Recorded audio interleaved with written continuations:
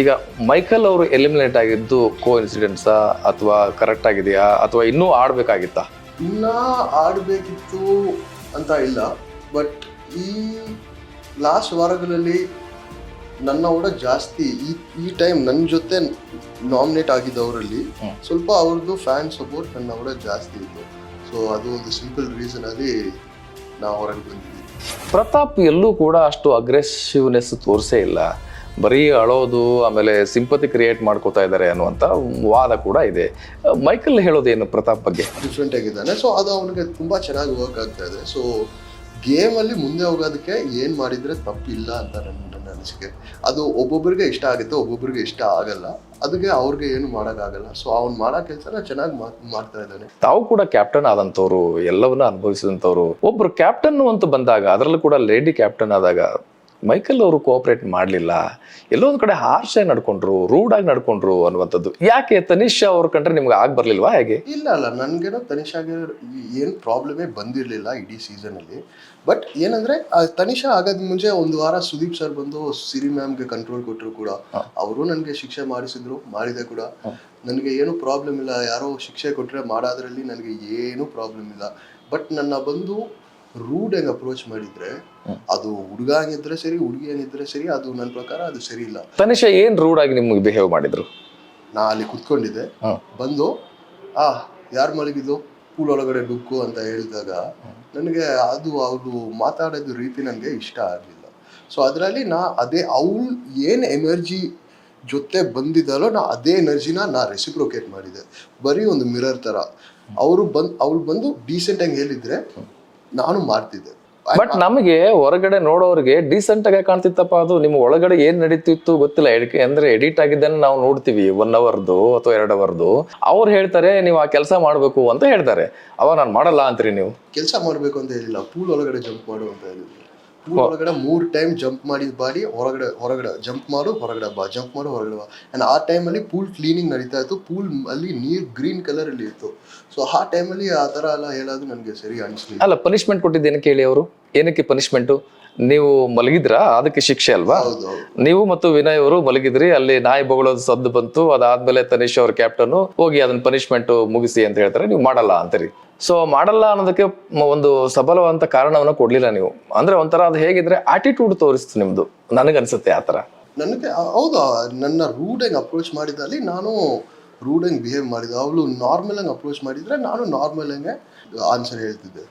ಅಲ್ಲ, ಎಲ್ಲೋ ಒಂದ್ ಕಡೆ ನೀವು ಅಲ್ಲಿ ಒಂದು ಪದ ಬಳಸ್ತೀರಿ ನೀವು, ಹೆಚ್ಚು ಅಂದ್ರೆ ಏನ್ ಮಾಡ್ಬೋದು, ನೀವು ನನ್ನನ್ನ ಎಲಿಮಿನೇಟ್ ಮಾಡ್ಬೋದು, ನೇರವಾಗಿ ನಾಮಿನೇಟ್ ಮಾಡ್ಬೋದು ಮಾಡಿ ಅಂತ ಹೇಳ್ತೀರಿ.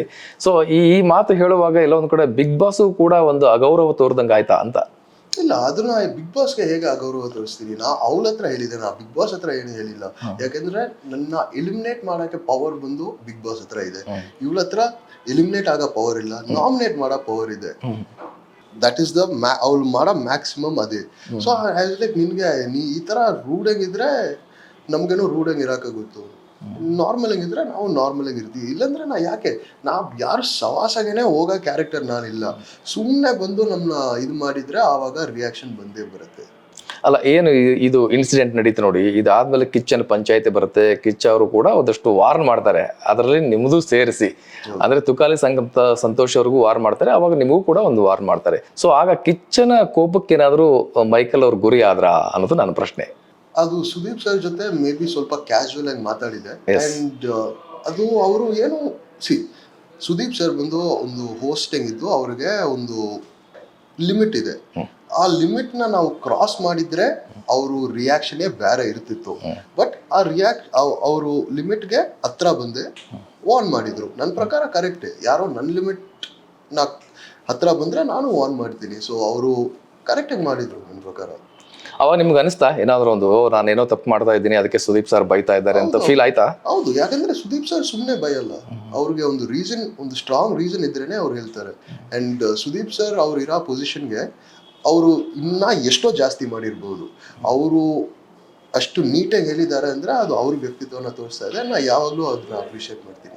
ಸುದೀಪ್ ಸರ್ ಇಂದ ಮೈಕಲ್ ಅವರು ತಿಳ್ಕೊಂಡಿರುವಂಥದ್ದು ಏನು ಮತ್ತು ಕಲಿತುಕೊಂಡಿರುವಂಥದ್ದು ಏನು?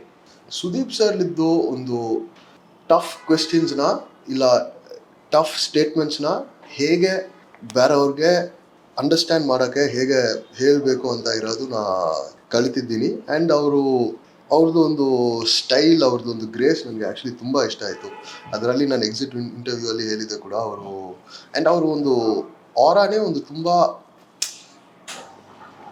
ಇಂಪೋಸಿಂಗ್ ಆರಾ ಇಲ್ಲದೆ ಒಂದು ತುಂಬ ಒಂದು ನ್ಯಾಚುರಲ್ ಸಾಫ್ಟ್ ಆರಾ ಅವ್ರದ್ದು, ಅದು ತುಂಬ ಇಷ್ಟ ಆಯಿತು ನನಗೆ.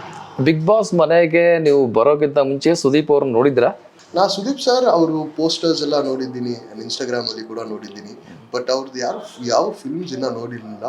ಬಟ್ ಇವಾಗ ಒಂದು ಒಳ್ಳೆ ಲ್ಯಾಂಗ್ವೇಜ್ ಅಂಡರ್ಸ್ಟ್ಯಾಂಡಿಂಗ್ ಜೊತೆ ಹೋಗಿ ನಾನು ನೋಡ್ಬೋದು. ಸೊ ನನಗೆ ಒಂದು ಎಂಟರ್ಟೈನ್ಮೆಂಟ್ ಅಂತ ಬಂದಾಗ ನನಗೆ ಒಂದು ಹೊಸ ಒಂದು ಚಾಪ್ಟರೇ ಓಪನ್ ಆಗಿದೆ. ಯಾಕಂದರೆ ಕನ್ನಡ ಮೂವೀಸ್ ಅಂತ ಬಂದಾಗ ನಾನು ಇದುವರೆಗೆ 2 ಮೂವಿ ನೋಡಿದ್ದೀನಿ, KGF 1, 2. ಅದು ಬಿಟ್ಟು ಬೇರೆ ಏನು ನೋಡಿಲ್ಲ. ಯಾಕಂದರೆ ಆ ಕನ್ನಡ ಸೆಕ್ಷನ್ ಅಂತ ಬಂದಾಗ ಏನೋ ಒಂದು ಆ್ಯಪ್ ಓಪನ್ ಮಾಡುವಾಗ ಅಲ್ಲಿ ಹೋಗ್ಲಿಲ್ಲ ನಾನು, ಯಾಕಂದರೆ ಅರ್ಥ ಆಗಲ್ಲ ಅಂತ. ಈಗ ಒಂದು ಮಾತು ಬಂತು, ಸಂಗೀತ ಇಲ್ಲದೆ ಇದ್ರೆ ಕಾರ್ತಿಕ್ 0 ಅನ್ನುವಂಥದ್ದು. ಸೊ ಇದನ್ನ ನಾನು ಸುಳ್ಳು ಮಾಡ್ತೀನಿ ಅಂತ ಕಾರ್ತಿಕ್ ಹೊರಟ್ರು, ಸುಳ್ಳು ಆಯ್ತಾ ಅದು? ಆಯಿತು, ಕಾರ್ತಿಕ್ ಇವಾಗ ಸಂಗೀತ ಇಲ್ಲದೆ ತುಂಬ ಚೆನ್ನಾಗಿ ಆಡ್ತಾ ಇದ್ದಾನೆ. ಟಾಸ್ಕು ಸೇರಿ, ಮಾತಾಡೋದು ಸೇರಿ, ಏನೂ ಡೌನ್ ಆಗಿಲ್ಲ ಅವನು. ಸೊ ಚೆನ್ನಾಗೇ ಮಾಡ್ತಾ ಇದ್ದಾನೆ ಅಂತ ನನಗೆ ಅನ್ಸುತ್ತೆ. ನಿಮ್ಮ ಪ್ರಕಾರ ಬಿಗ್ ಬಾಸ್ ಸೀಸನ್ 10ನ ವಿನ್ನರ್ ಯಾರಾಗಬಹುದು? ನನ್ನ ಪ್ರಕಾರ ಇಲ್ಲಿ ಹೊರಗಡೆ ಬಂದಿದ ಮೇಲೆ ಫ್ಯಾನ್ಸ್ ಸಪೋರ್ಟ್ ಎಲ್ಲ ನೋಡಿ ಮೇ ಬಿ ಸಂಗೀತ ಇಲ್ಲ ಪ್ರತಾಪ್ ಅಲ್ಲಿ ಒಬ್ಬರು ಆಗ್ಬೋದು ಅಂತ ನನಗೆ ಅನಿಸುತ್ತೆ. ಬಟ್ ಇನ್ನೂ 3 ವಾರ ಇದೆ, ನೋಡೋಣ ಏನು ಆಗುತ್ತೆ ಅಂತ. ಪ್ರತಾಪ್ ಎಲ್ಲೂ ಕೂಡ ಅಷ್ಟು ಅಗ್ರೆಸಿವ್ನೆಸ್ ತೋರಿಸೇ ಇಲ್ಲ, ಬರೀ ಅಳೋದು ಆಮೇಲೆ ಸಿಂಪತಿ ಕ್ರಿಯೇಟ್ ಮಾಡ್ಕೋತಾ ಇದ್ದಾರೆ ಅನ್ನುವಂಥ ವಾದ ಕೂಡ ಇದೆ. ಮೈಕಲ್ ಹೇಳೋದೇನು ಪ್ರತಾಪ್ ಬಗ್ಗೆ? ಅದು ತುಂಬ ಟೈಮ್ ನಾ ಶೋ ಅಲ್ಲಿ ಹೇಳಿದ್ದೀನಿ ಕೂಡ, ಪ್ರತಾಪ್ ಬಂದು ತುಂಬ ಸಿಂಪತಿ ಕ್ರಿಯೇಟ್ ಮಾಡಿ ಆಡ್ತಾ ಇದ್ದಾನೆ ಅಂತ. ಆ್ಯಂಡ್ ಅದು ಮಾಡ್ತಾ ಇದ್ದಾನೆ ಕೂಡ. ಯಾಕಂದರೆ ಅವನಿಗೆ ಒಬ್ಬೊಬ್ರಿಗೂ ಹತ್ರ ಒಂದೊಂದು ಅಸ್ತ್ರ ಇರುತ್ತೆ ಆಡೋದಕ್ಕೆ. ಒಬ್ರದ್ದು ಒಂದು ಟಾಸ್ಕ್ ಚೆನ್ನಾಗಿ ಮಾಡೋದಿರ್ಬೋದು, ಒಬ್ರದ್ದು ಲೌಡ್ ಆಗಿರೋದಿರ್ಬೋದು, ಒಬ್ರದ್ದು ಅಗ್ರೆಸಿವ್ ಆಗಿರೋದಿರ್ಬೋದು, ಒಬ್ರದ್ದು ಜಗಳ ಮಾಡೋದಿರ್ಬೋದು. ಪ್ರತಾಪ್ಗೆ ಇದ್ದಿದ್ದು ಬಂದು ಆ ಒಂದು ಕಾರ್ಡ್, ಆ ಒಂದು ಪವರ್, ಎಲ್ಲಿ ಅವನು ಎಲ್ಲರೂ ಮುಂದೆ ಅವನ ಪಾಯಿಂಟ್ಗೆ ನಿಲ್ತಾ ಇದ್ದಾನೆ. ಅದು ಸರಿ ಇರಲಿ ತಪ್ಪಂಗಿರಲಿ. ಆ್ಯಂಡ್ ಎಲ್ಲರೂ ಸ್ವಲ್ಪ ಅಗ್ರೆಸಿವ್ ಆಗಿರುವಾಗ ಅವನು ಸ್ವಲ್ಪ ಬೇರೆಯವ್ರಿಗೆ ಹೋಲಿಸಿದ್ರೆ ಡಿಫ್ರೆಂಟ್ ಆಗಿದ್ದಾನೆ. ಸೊ ಅದು ಅವನಿಗೆ ತುಂಬ ಚೆನ್ನಾಗಿ ವರ್ಕ್ ಆಗ್ತಾ ಇದೆ. ಸೊ ಗೇಮಲ್ಲಿ ಮುಂದೆ ಹೋಗೋದಕ್ಕೆ ಏನು ಮಾಡಿದರೆ ತಪ್ಪಿಲ್ಲ ಅಂತ ನನ್ನ ಅನಿಸಿಕೆ. ಅದು ಒಬ್ಬೊಬ್ಬರಿಗೆ ಇಷ್ಟ ಆಗುತ್ತೆ, ಒಬ್ಬೊಬ್ಬರಿಗೆ ಇಷ್ಟ ಆಗಲ್ಲ. ಅದಕ್ಕೆ ಅವ್ರಿಗೆ ಏನು ಮಾಡೋಕ್ಕಾಗಲ್ಲ. ಸೊ ಅವ್ನು ಮಾಡೋ ಕೆಲಸನ ಚೆನ್ನಾಗಿ ಮಾಡ್ತಾ ಇದ್ದಾನೆ. ಈ ವಾರ ಅಂತ ಅವ್ರು ನೋಡಿರ್ಬೋದು, ಹೊರಗೆ ಬಂದು ಬಿಗ್ ಬಾಸ್ ನೋಡಿರ್ಬೋದು. ಸೊ ವಿನಯ್ ಅವ್ರಿಗೂ ಮತ್ತು ಪ್ರತಾಪ್ ಅವ್ರಿಗೂ ಆಗ್ತಾನೆ ಇಲ್ಲ, ಹಾವು ಮುಗಿಸ್ತಾರ, ಇಬ್ರು ಕಚ್ಚಾಡ್ತಾನೆ ಇದ್ದಾರೆ. ಇಬ್ಬರಿಗೂ ಏನ್ ಟ್ರಿಗರ್ ಆಗಿರೋ ಪಾಯಿಂಟ್ ಏನದು? ಅದು ಏನೋ ಪ್ರತಾಪ್ ಏನೋ ಹೇಳಿದ, ಏನೋ ಒಂದು ಬ್ಲಾಂಕೆಟ್ ಬಗ್ಗೆ ಏನೋ ಹೇಳಿದ. ಅದು ವಿನಯ್ಗೆ ಅದು ಸರಿ ಇಲ್ಲ ಅಂತ ಅನ್ಸುತ್ತೆ. ಸೊ ಅದ್ರದ್ದು ಸ್ಟಾರ್ಟ್ ಆಗಿದೆ ಅಂತ ನನಗೆ. ಅಂದ್ರೆ ಪ್ರತಾಪ್ ಹೇಳಿರೋದು ಏನು ಅಂತಂದ್ರೆ, ಯಾರು ವಿನಯ್ ಸುತ್ತಮುತ್ತ ಇದ್ರು ಅವರೆಲ್ಲ ಹೋದ್ರು, ವಿನಯ್ ಅವ್ರನ್ನ ತುಳ್ದ, ಅವ್ರು ಹೋದ್ಮೇಲೆ ಅವ್ರ ಬ್ಲಾಂಕೆಟ್ ಅನ್ನ ಒಂದೊಂದು ಹಾಸ್ಕೊಂಡು ಮೇಲೆ ಆರಾಮಾಗಿದ್ದಾನೆ ಅನ್ನೋ ತರ ಅರ್ಥ ಬರೋ ತರ ಮಾತಾಡಿದ್ರು. ಸೊ ಇದು ನೀವು ಒಪ್ಕೋತೀರಾ? ಇಲ್ಲ, ಅದಕ್ಕೆ ಏನೂ ಕನೆಕ್ಷನೇ ಇಲ್ಲ. ಯಾಕಂದ್ರೆ ಪ್ರತಾಪ್ಗೆ ಕ್ಲೋಸ್ ಇದ್ದವ್ರು ಯಾರು ಹೋಗ್ಲಿಲ್ಲ, ಯಾಕಂದ್ರೆ ಪ್ರತಾಪ್ ಯಾರ ಜೊತೆ ಕ್ಲೋಸ್ ಇಲ್ಲ. ಅದು ಒಂದು ಸಿಂಪಲ್ ವಿಷಯ. ಇನ್ನೊಂದು ಬಂದು ಏನಂದ್ರೆ, ಬಿಗ್ ಬಾಸ್ ಅಲ್ಲಿ ಆ ಬೆಡ್ಗಳು ಬಂದು ಕಂಫರ್ಟೇ ಇಲ್ಲ, ತುಂಬ ಹಾರ್ಡ್ ಬೆಡ್ಸ್. ಆ್ಯಂಡ್ ಎಲ್ಲ ಎಲಿಮಿನೇಟ್ ಆದವ್ರದ್ದು ಬ್ಲಾಂಕೆಟ್ಗಳು ಸುಮ್ಮನೆ ಇರುತ್ತೆ, ಅದನ್ನ ತಗೊಂಡು ಹಾಕಿ ಅದ್ಮೇಲೆ ಮಲಗಿದ್ರೆ ಇನ್ನೂ ಸ್ವಲ್ಪ ಕಂಫರ್ಟಬಲ್ ಆಗಿರುತ್ತೆ. ಮಾಡಿದ್ದಾನೆ ಅದರಲ್ಲಿ. ಅದನ್ನ ಹೋಗಿ ಆ ಥರ ಟ್ವಿಸ್ಟ್ ಮಾಡಿ ಹೇಳೋಕ್ಕಲ್ಲ ಏನು ರೀಸನ್ ಇಲ್ಲ ಆ್ಯಕ್ಚುಲಿ. ಆದ್ರೆ ಪ್ರತಾಪ್ ಹೇಳೋದ್ರಲ್ಲಿ ಸತ್ಯ ಇಲ್ಲ ಅಂತ ತಾವ್ ಹೇಳ್ತಾ ಇದ್ದೀರಿ. ಸತ್ಯ ಇಲ್ಲ. ಬಟ್ ಸ್ನೇಹಿತು ಕೂಡ ಪ್ರತಾಪ್ಗೆ ತುಂಬಾ ಹತ್ರ ಆಗಿರೋರು, ಹೋದವರಲ್ಲಿ ನಾನು ಹೇಳ್ತಾ ಇರೋದು. ಕೊನೆಗೆ ಇತ್ತೀಚೆಗೆ ನೀವು ಹೋದವರಲ್ಲಿ ಅಂದ್ರೆ ಮೈಕಲ್ ಅವರು ಕೂಡ ವಿನಯ್ ಅವರಿಗೆ ಹತ್ರ ಆಗಿರುವಂತದ್ದು. ಹಾಗಾದ್ರೆ ಪ್ರತಾಪ್ ಅವ್ರ ಮಾತಿನಲ್ಲಿ ನಿಜ ಇಲ್ಲ ಅಂತ ಹೇಗೆ ಹೇಳ್ತೀರಿ? ಅದು ಕೋಇನ್ಸಿಡೆನ್ಸ್ ಹೆಂಗಿರಬಹುದು, ಬಟ್ ಅದು ಅದೊಂದು ರೀಸನ್ ಇಲ್ಲ ಅಲ್ಲ. ಅವ್ರಿಗೆ ಕ್ಲೋಸ್ ಇದ್ದಿದ್ದಲ್ಲಿ ನಾವು ಎಲಿಮಿನೇಟ್ ಆಗಿದ್ದೀವಿ ಅಂತ ಏನೂ ಇಲ್ಲ. ಅದು ಬರೀ ಕೋಇನ್ಸಿಡೆನ್ಸ್ ಅಂತ ನನಗೆ ಅನ್ಸುತ್ತೆ. ಈಗ ಮೈಕಲ್ ಅವರು ಎಲಿಮಿನೇಟ್ ಆಗಿದ್ದು ಕೋಇನ್ಸಿಡೆನ್ಸಾ ಅಥವಾ ಕರೆಕ್ಟ್ ಆಗಿದೆಯಾ ಅಥವಾ ಇನ್ನೂ ಆಡ್ಬೇಕಾಗಿತ್ತಾ? ಇನ್ನ ಆಡಬೇಕಿತ್ತು ಅಂತ ಇಲ್ಲ. ಬಟ್ ಈ ಲಾಸ್ಟ್ ವಾರಗಳಲ್ಲಿ ನನ್ನ ಕೂಡ ಜಾಸ್ತಿ ಈ ಟೈಮ್ ನನ್ನ ಜೊತೆ ನಾಮಿನೇಟ್ ಆಗಿದ್ದವರಲ್ಲಿ ಸ್ವಲ್ಪ ಅವ್ರದ್ದು ಫ್ಯಾನ್ ಸಪೋರ್ಟ್ ನನ್ನ ಕೂಡ ಜಾಸ್ತಿ ಇತ್ತು. ಸೊ ಅದು ಒಂದು ಸಿಂಪಲ್ ರೀಸನ್ ಅಲ್ಲಿ ನಾ ಹೊರಗೆ ಬಂದಿದ್ದೀನಿ. ಈಗ ಹೊರಗೆ ಬಂದಿದ್ರಿ, ಒಳಗಿದ್ದಾಗೂ ಮತ್ತು ಹೊರಗಿದ್ದಾಗಿನೂ ಪ್ರಪಂಚನೇ ಬೇರೆ ಬೇರೆ ಅಂತ ಅನ್ಸುತ್ತೆ. ಹೇಗೆ ಫೀಲ್ ಮಾಡ್ಕೋತಾ ಇದ್ರಿ? ಬಿಗ್ ಬಾಸ್ ಅನ್ನ ಹೇಗೆ ಮಿಸ್ ಮಾಡ್ಕೋತಾ ಇದ್ದೀರಿ? ಬಿಗ್ ಬಾಸ್ ನ ಮಿಸ್ ಮಾಡ್ತಾ ಇದ್ದೀನಿ ಆಕ್ಚುಲಿ. ಯಾಕಂದ್ರೆ ಅಲ್ಲಿ ಏನು ಹೊಸ, ಅದು ಒಂದು ದಿನ ನಾವು ಎದ್ದೇಳುವಾಗ ಆ ದಿನ ಅಲ್ಲಿ ಆಗಾಗ ಹೋಗುತ್ತೆ ಅಂತ ನಮ್ಗೆ ಗೊತ್ತೇ ಇರಲ್ಲ. ಆ ಎಕ್ಸೈಟ್ಮೆಂಟ್ ನಾ ಮಿಸ್ ಮಾಡ್ತಾ ಇದ್ದೀನಿ.